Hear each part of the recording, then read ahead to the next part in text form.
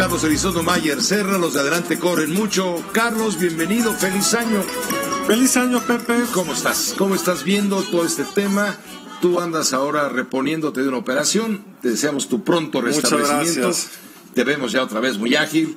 Pero no tanto, pero camino, que ya ayuda. Caminas, lees y observas y analizas y nos explicas, por favor, qué está pasando desde tu perspectiva con estas medidas que ha adoptado el gobierno federal. Medidas que yo he leído y estoy plenamente de acuerdo, eran necesarias. Lo que quizá no ha resultado como se esperaba es el impacto que ha tenido. Yo creo que hay que empezar como tú estás empezando. Por supuesto, hay que celebrar cualquier esfuerzo en contra de un crimen tan odioso, tan lesivo, tan destructivo de riqueza nacional como es el huachicol. Tan costoso. Es el segundo crimen más grave desde el punto de vista económico en la lista de los crímenes productivos. Hay que decirlo que ha habido muchos esfuerzos de combatir el huachicol.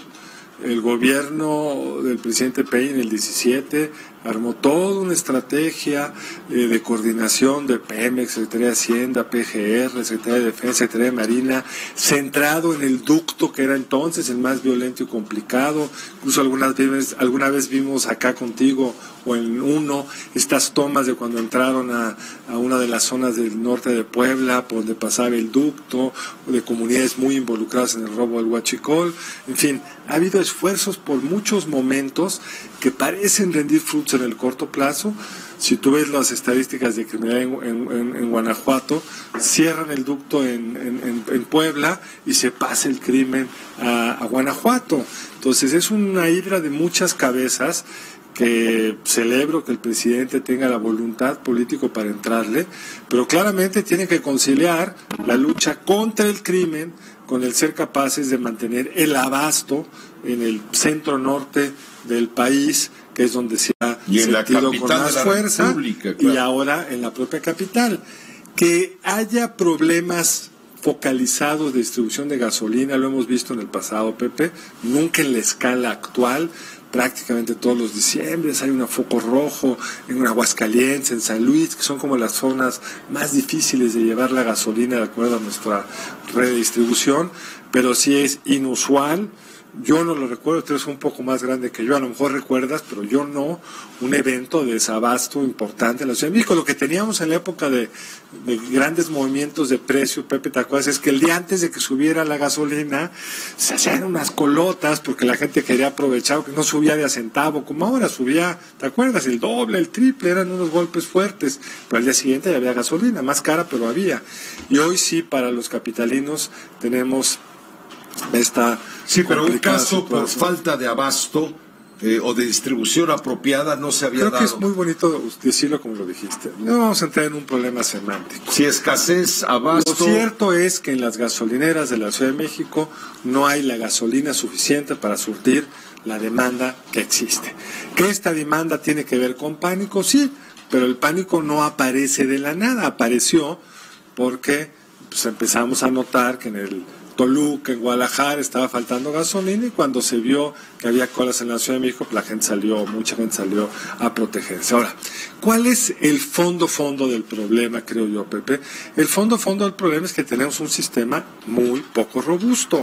Es un sistema que acabamos de entrar a la Agencia Internacional de Energía el año pasado, si recuerdo bien, o el antepasado, no, el pasado, y uno de los requisitos de estar en la Agencia Internacional de Energía es aumentar la seguridad de la distribución de energéticos, no solo la gasolina, lo cual obliga a este país a tener una inversión mucho mayor en reservas, en tanques, tanto de gas como de gasolina, que le permitan al país, en caso de un problema de abasto, poder soportar mucho mejor esa crisis. Entonces, es un sistema, lo han dicho ya muchos medios periodísticos, que no aguanta sin que se esté llenando más de 3 días, y eso no es lo adecuado para una capital tan complicada como la nuestra en términos de la dependencia en los hidrocarburos, a una altura tan alta, tan elevada, lo cual obliga a una logística enormemente complicada. Entonces, lo primero que tenemos que pensar es, saliendo de este problema, que saldremos muy pronto,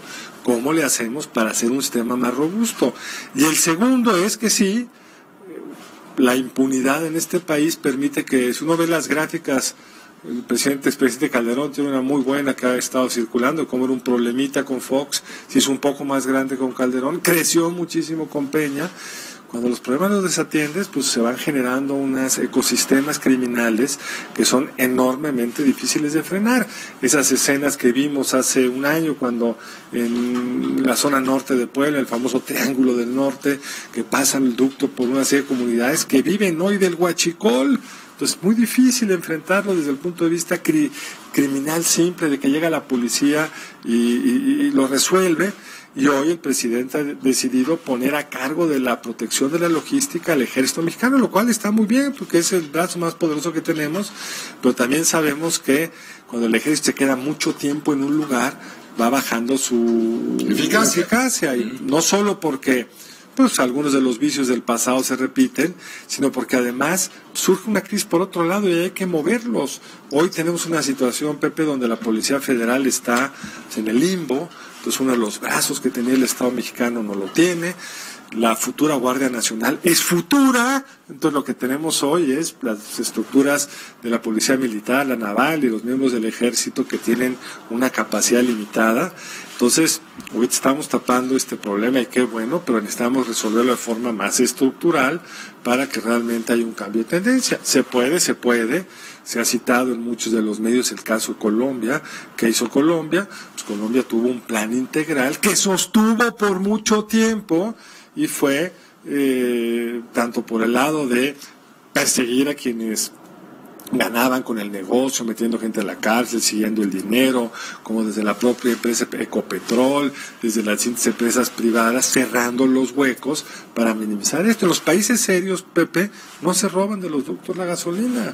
Eso es una cosa relativamente inusual en los países desarrollados, pero sí, en México ha tenido un crecimiento muy complicado. Ahora es una bola enorme, es un asunto difícil de desentrañar.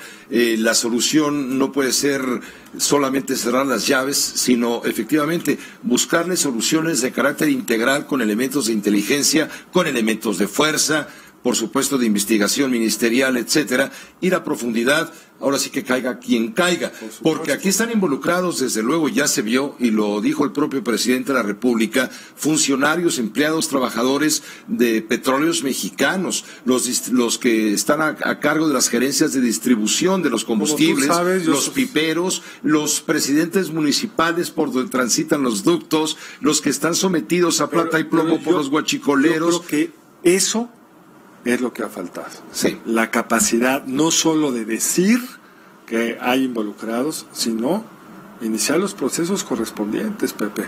Porque si no hay sanción, pues es claro que pasado la tormenta regresarán a esas mismas labores, esos u otros que ocuparán ese lugar. Porque como decías tú muy bien al final de tu comentario, que te interrumpí, perdón por ello, es para muchos de ellos plata o plomo. El año pasado, Pepe, yo soy consejero de Pemex. El año pasado asesinaron a un funcionario de Pemex en Salamanca porque empezó a hacer una serie de cosas que entorpecían el abasto de los criminales. La operación criminal. La operación criminal. Exactamente. No es una cosa nada sencilla. Y yo espero que el presidente pueda conciliar el sostener esta operación con el abasto oportuno de combustibles, porque la solución permanente no puede ser pues que no circule el crudo, o en este caso los combustibles, los destilados, por nuestras redes de ductos, sino que esa red de ductos se asegura. Bueno, y ahora el presidente de la República está culpando de omisión a los expresidentes Vicente Fox, Felipe Calderón, Enrique Peña Nieto. Está descargando políticamente también, repartiendo la culpa de la gravedad del problema que él está heredando. Ese es en el fondo también el mensaje que nos está mandando, para lo cual nos pide paciencia, serenidad, no caer en el pánico, que no cunda el pánico, donde por cierto las redes sociales están pues a toda velocidad, están como puercos en lodo, algunos que están encantados con difundir mentiras. A las redes sociales tienen dos caras bien interesantes, Pepe. Ya ves la que comentábamos hace un momento con el responsable de esta empresa, IDESA. Sí. Ya las redes sociales señalando, claro, ya salió el peine, Jiménez Espriu, el secretario de Comunicaciones, es un ratero. Ya no es la primera vez que vemos que esto sucede en las redes sociales. No. Pero hay que saber discriminar la información. Hay que saber discriminar. Ahora, en las redes sociales está bien interesante los dos grandes trends. Uno es no hay gasolina y lo otro es alto al robo de huachicol.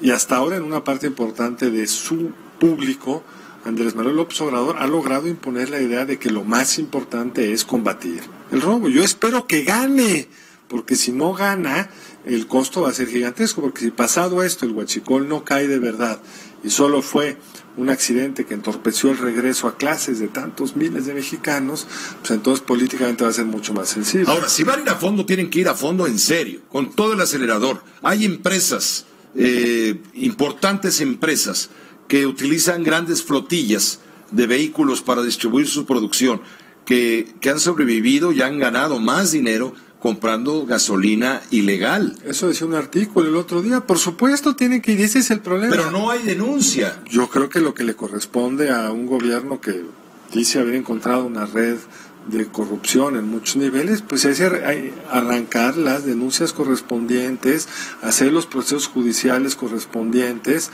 Por supuesto, no perdonar, que es algo que en otros temas el presidente explícitamente ha perdonado.